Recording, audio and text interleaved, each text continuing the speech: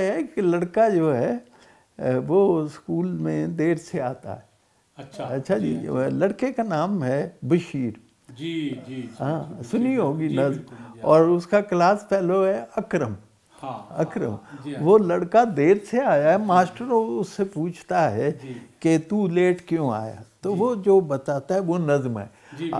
आज बड़ी देर नाल आया है, ओए बशीरिया ए तेरा पिंड है ते नाल ही स्कूल है, कोई फासला तो नहीं है। जी बिल्कुल। जाएगा तू मेरे को हड्डियां पना के ते आया है तू अज 2 मिनट टलियां कुछ आके। He is late by 2 period. वो कहता मुंशी जी, जब वो जो जवाब देता है वो पूरी नज़्म है।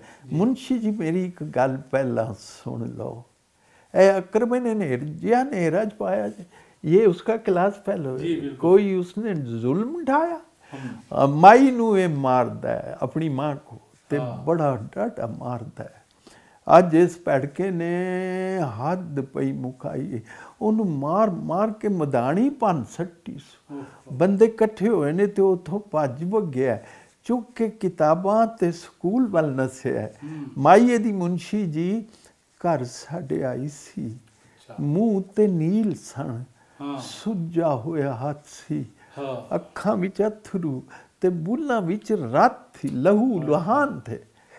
कहन लगी सोनिया वे पुत्र बशीरिया, मेरा ही कम भी तू करी अज ही रहा, रोटी मेरे अकरमे दी लई जा मदरसे, अज फिर टुर गया ही मेरे नाल रुस के, घ्यो विच गुन के परौंठे उस पक्के ने, रीजनल रिन्या सू अंडियां दा हलवा, पौने विच बन के ते मेरे हथ दित्ती सू।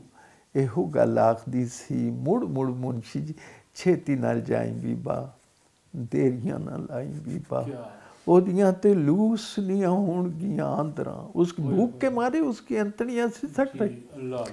रोटी उन्हें दित्ती है, मैं भज्जा लगा आया जे, अकरमे ने नेर जिहा नेरा च पाया।